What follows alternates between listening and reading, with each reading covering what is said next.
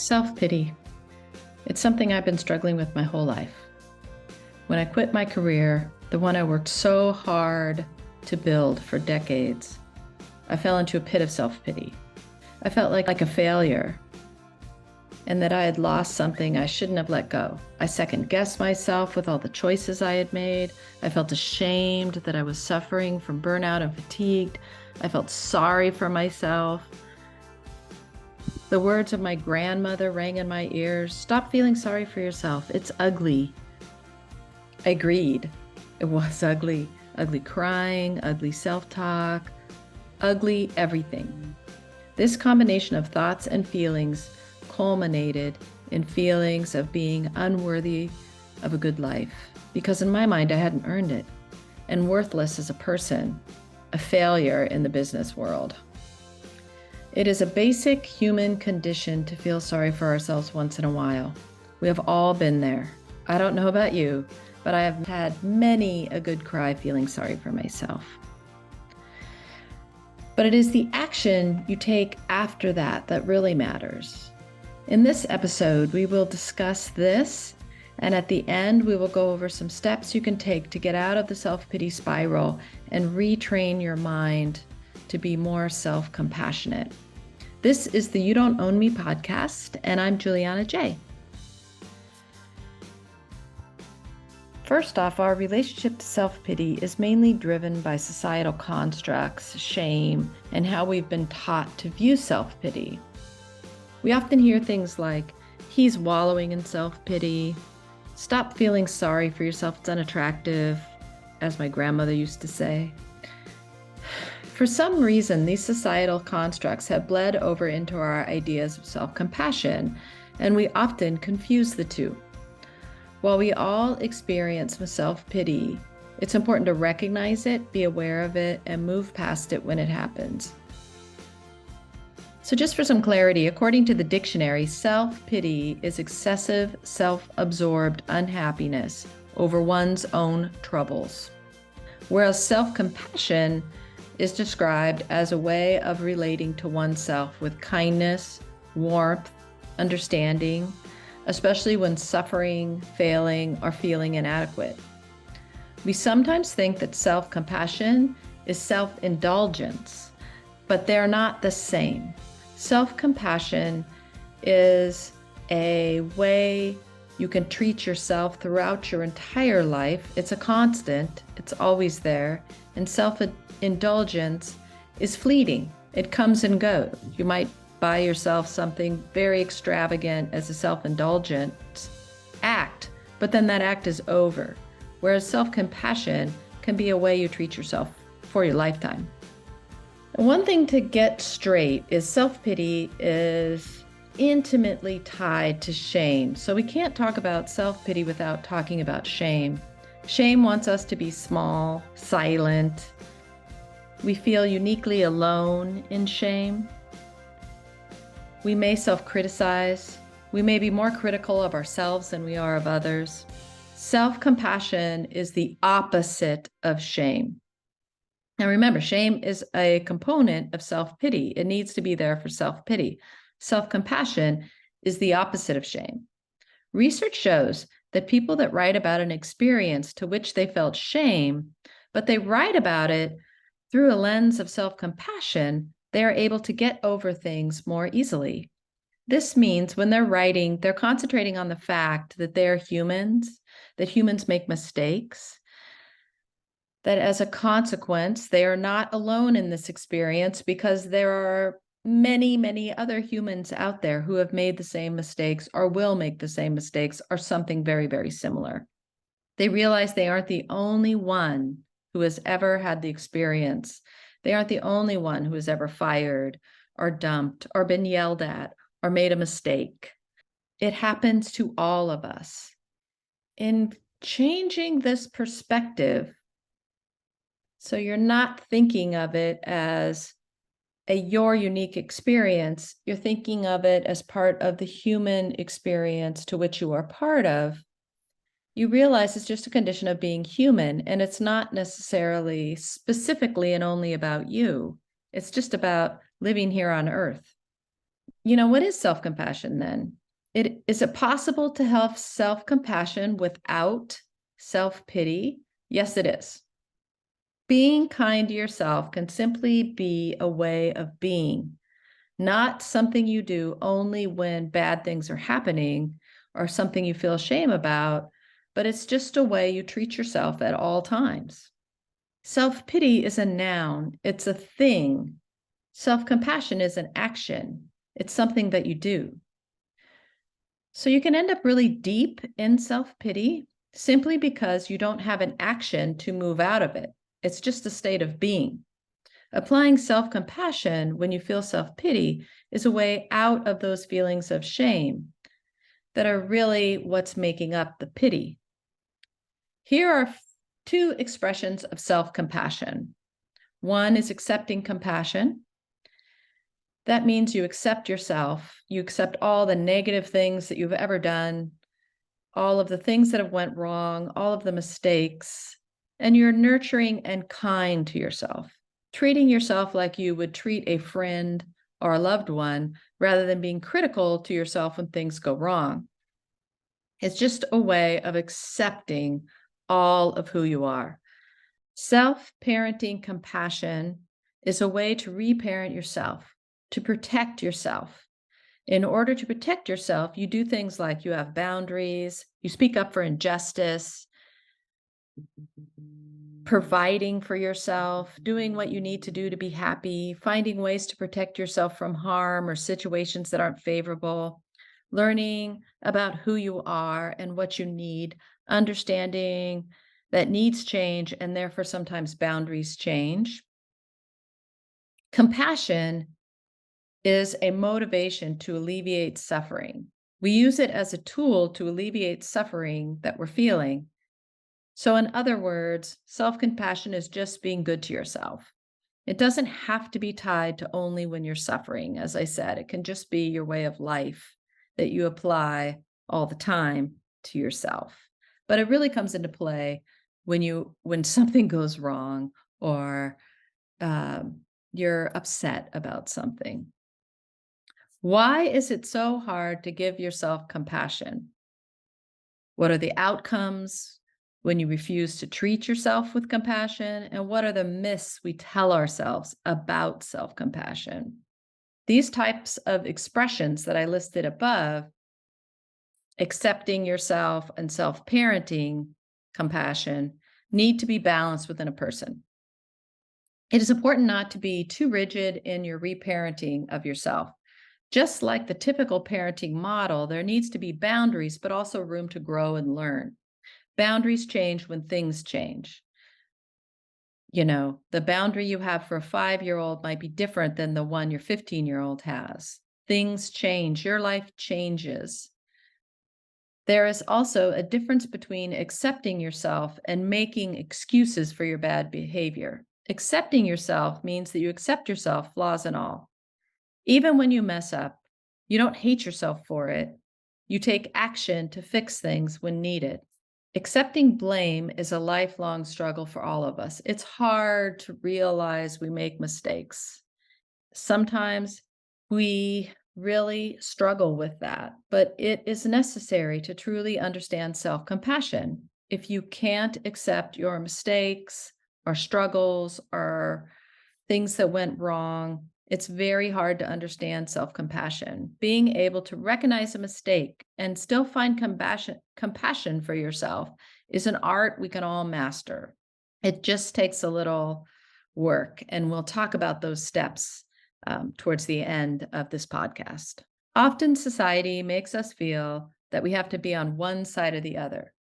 Either we acknowledge we messed up and we have deep shame, or we don't acknowledge we messed up and we justify our behavior and call that self-compassion.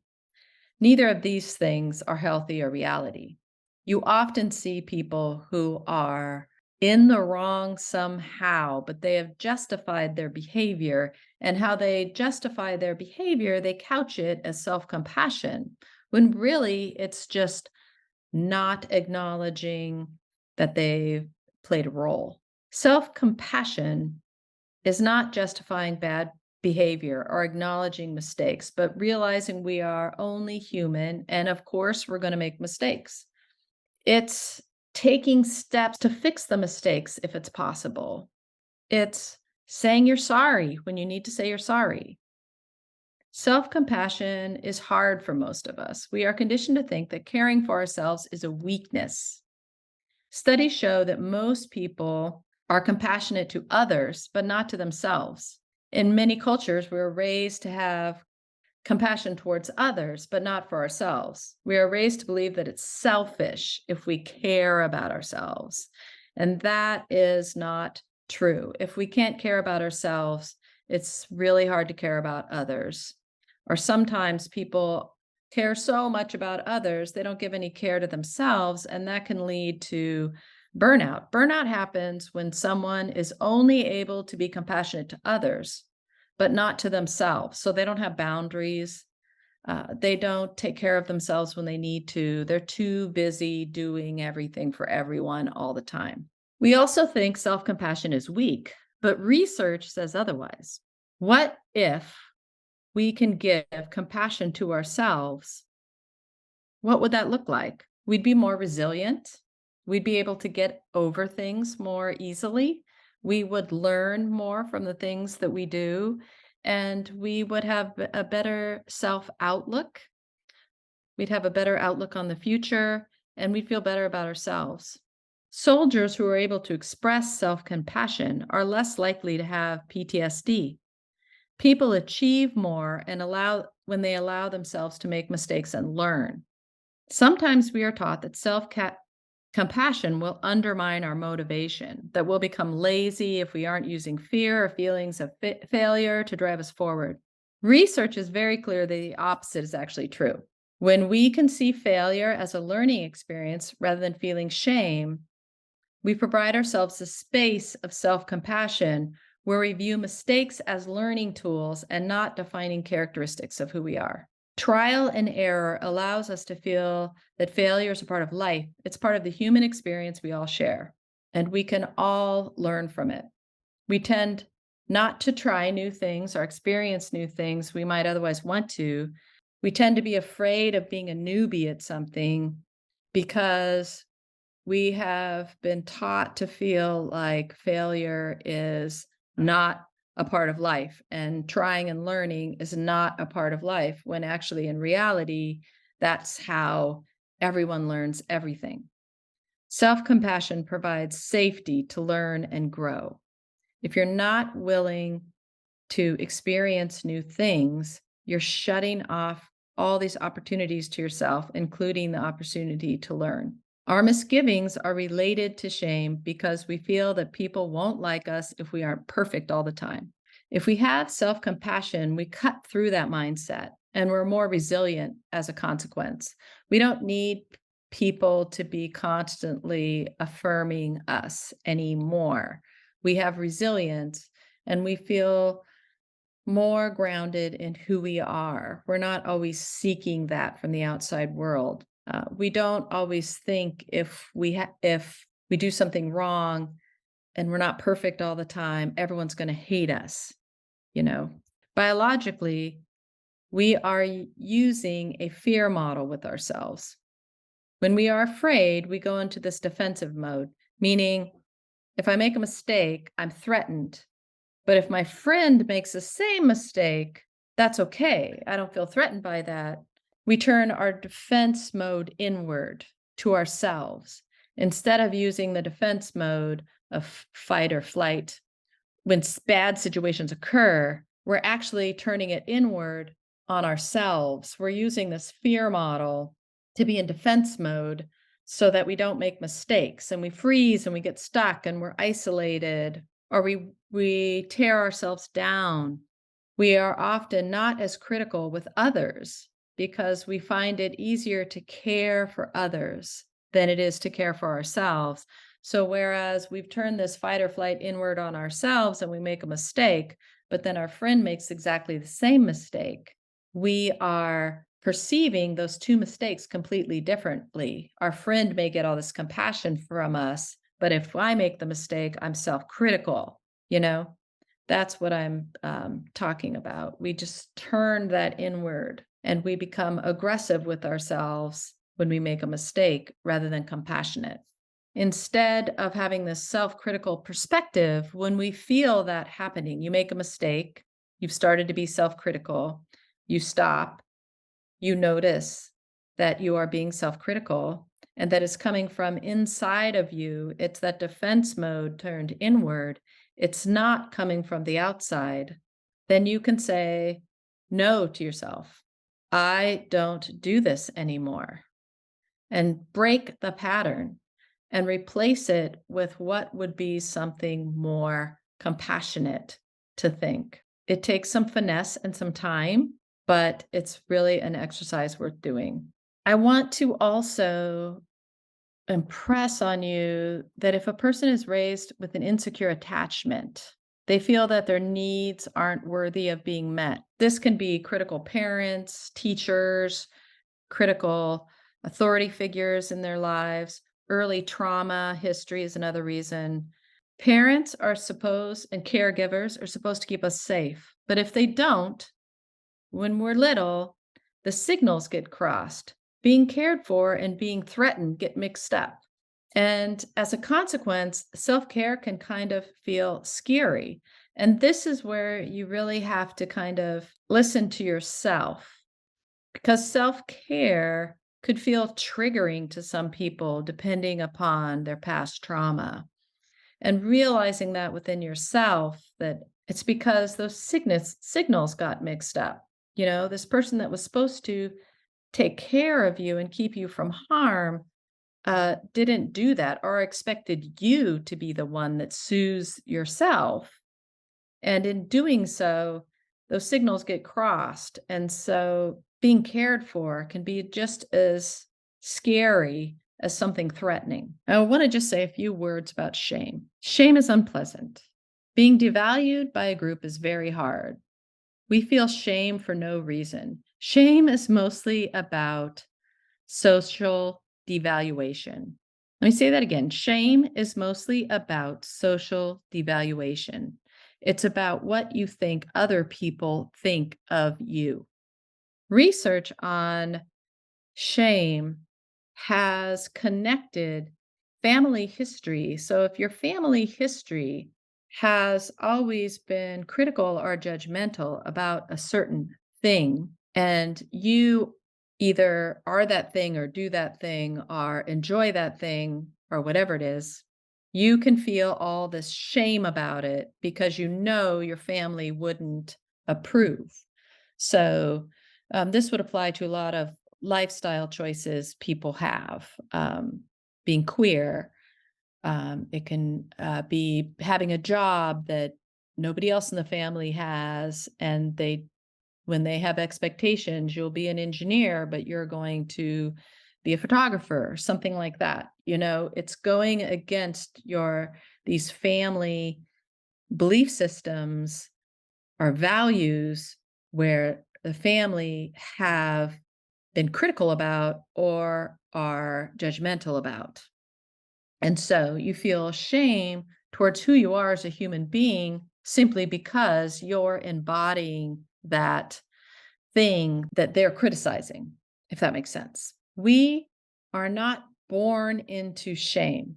We are born with the capacity for shame, but we're not born with shame. When we internalize messaging that we are somehow not worthy, it leads to shame.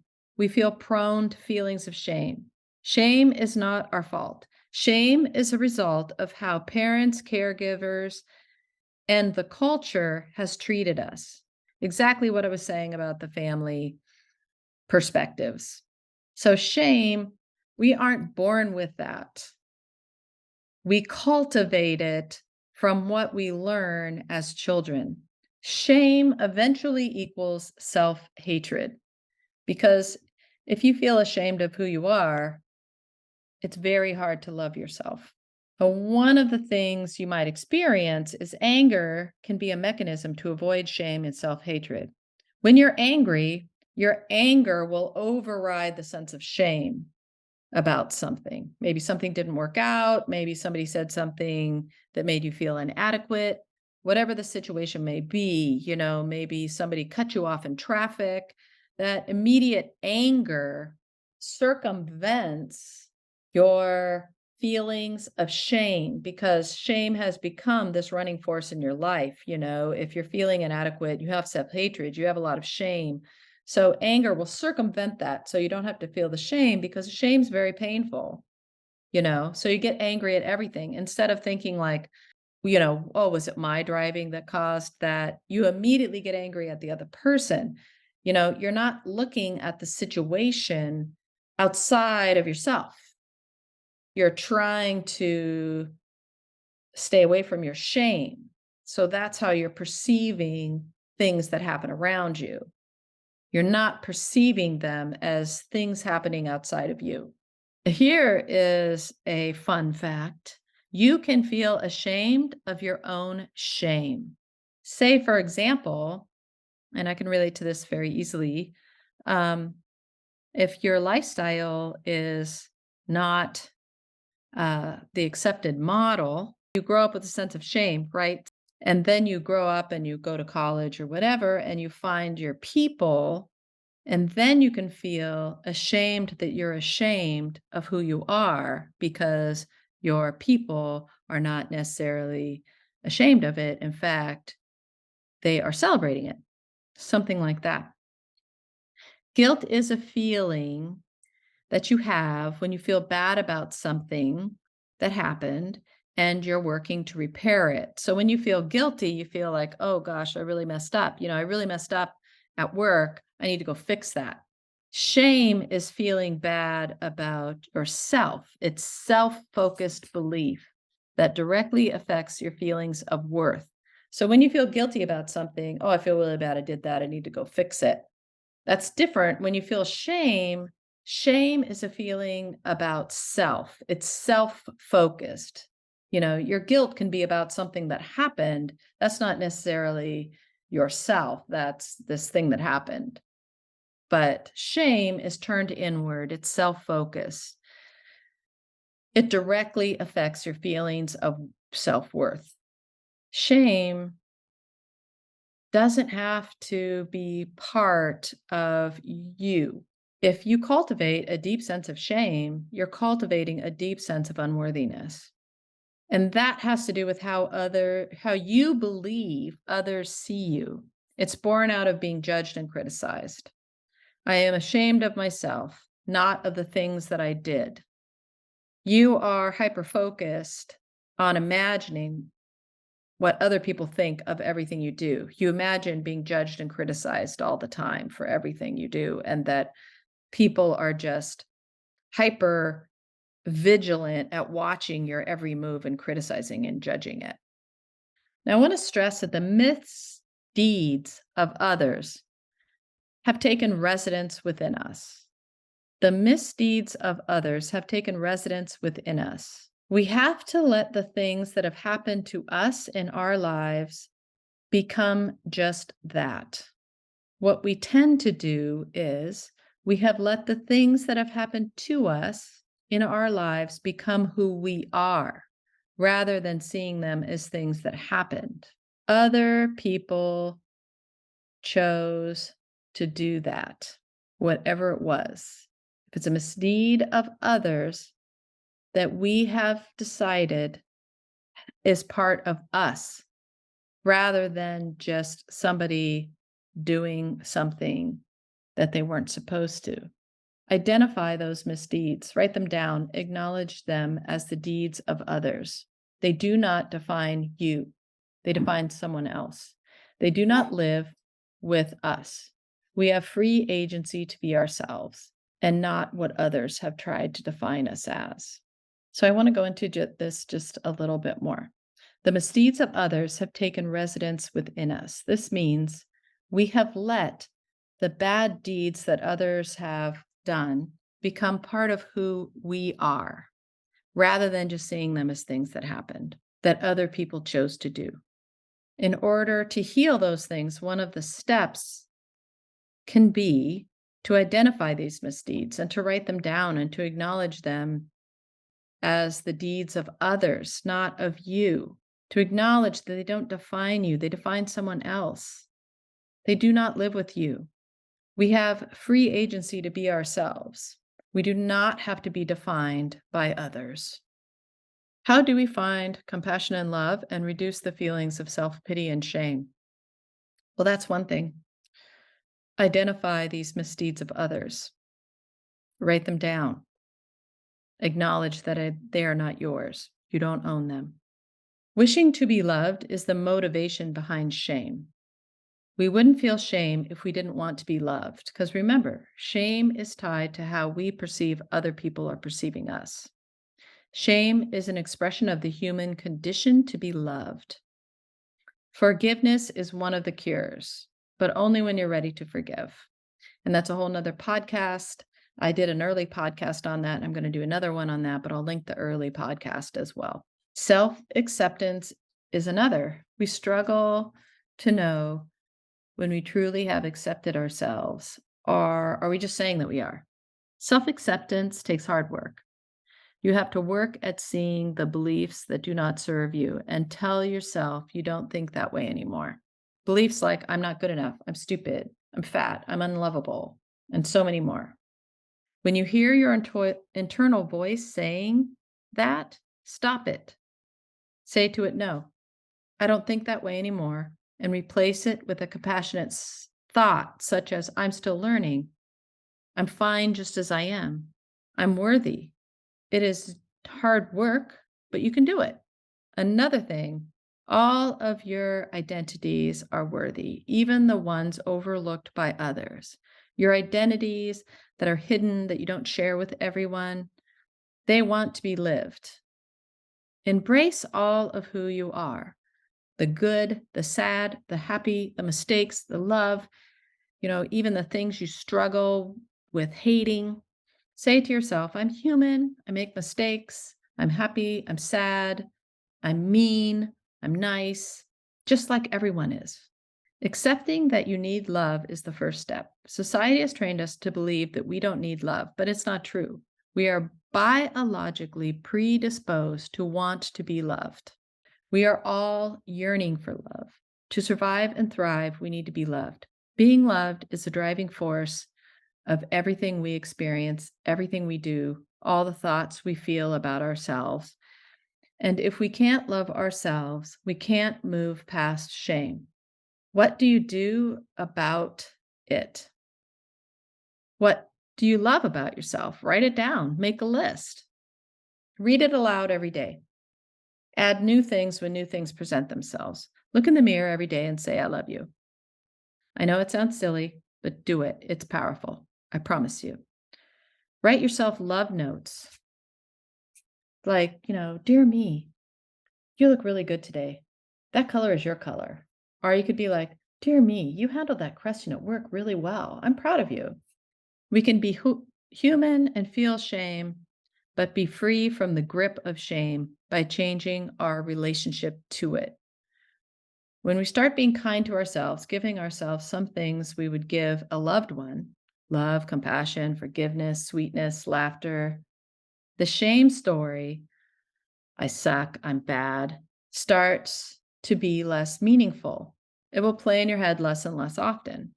So, in giving yourself the same things you would give others in the form of compassion, you will dampen that shame story that plays in your head. And you'll hear it less often, and maybe hardly ever at all over time. Being mindful of triggers involved in wanting love, even self-love. Wanting to be loved can make us feel vulnerable because we feel like a child.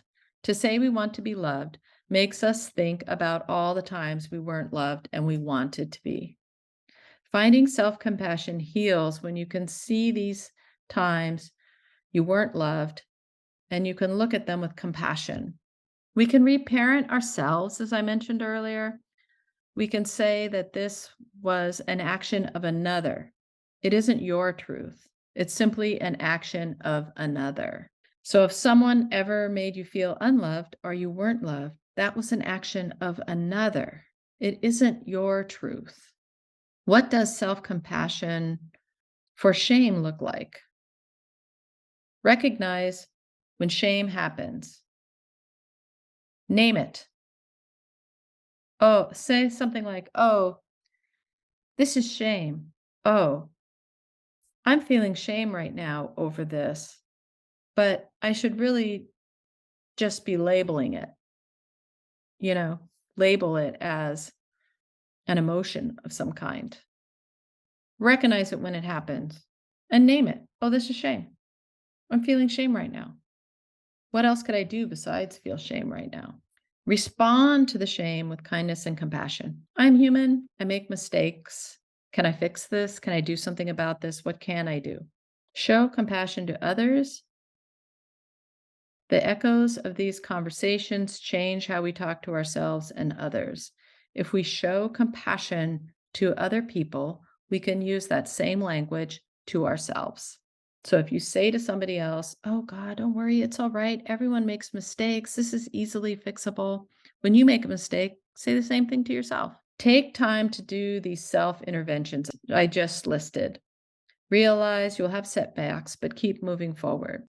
When things get stressful, take a self-compassion break. Take time for a compassionate self-dialogue. Imagine what you might say to a friend or loved one who's experiencing the same thing and say it to yourself. Do to yourself what you would do to a friend or loved one. Would you buy them dinner or coffee? If so, do that to yourself. Practice how emotions feel by just labeling them when you think about a situation you feel embarrassed about. Think about an embarrassing situation and then say, that makes me feel blank. Or you could say, I felt blank when it happened, an embarrassing situation. I felt silly when I tripped and fell walking into the front door of the party. I felt horrified when that happened. And just label it. Label it. Don't internalize it, just label it for what it is. Notice how shame feels.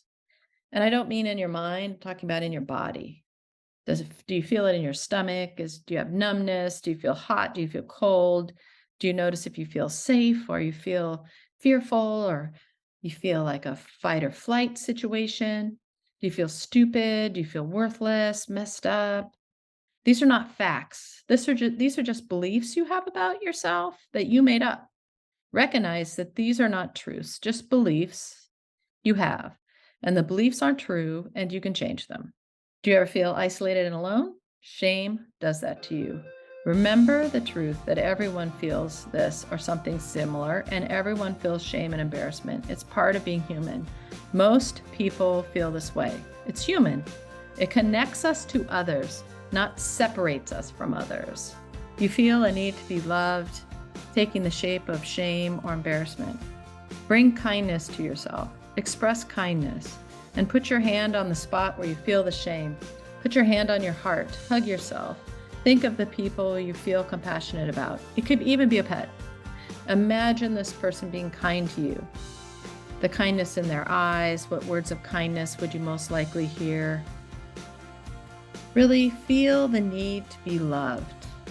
And realize that when you're embarrassed or you feel shame, that's really your desire to be loved showing itself to you. And just recognize it as that and give yourself some kindness. Identify when old memories or thoughts of times when you were wrong or stupid, or you felt rage or fear or despair or shame, then respond to them with positive compassion. What I mean by this is if you have an old memory, say there's something like for a long time, I had this memory, something really embarrassing happened to me at this coffee house. And I didn't want to ever go back there because I was so ashamed of what happened. And it was like it was totally like not even anything I consciously did or anything that happened. It was just something that occurred. And for some reason I internalized it and it was my shame or whatever. And every time I thought about it, I just felt the worst shame ever and I felt sick to my stomach.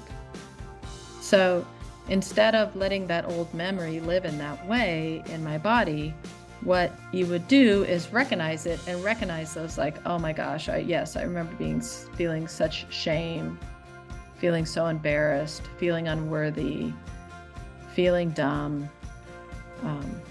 And then I give myself compassion. That could happen to really anyone. That was really not even your fault. Like, you didn't do anything. You were just there at the time that occurred. It doesn't really have anything to do with you. It's okay. Do that. Kind of have that positive self-talk. Replace that critical self-talk you have in your mind with compassionate self-talk. And the last thing I'll say about all of this is, in my work, I find that the heart can accept what the mind cannot. Well, many of these techniques are conducted in your mind. You cannot truly heal until you let them in your heart. Just allow yourself to feel things in your heart for real. Talk about it out loud to yourself. I do it all the time.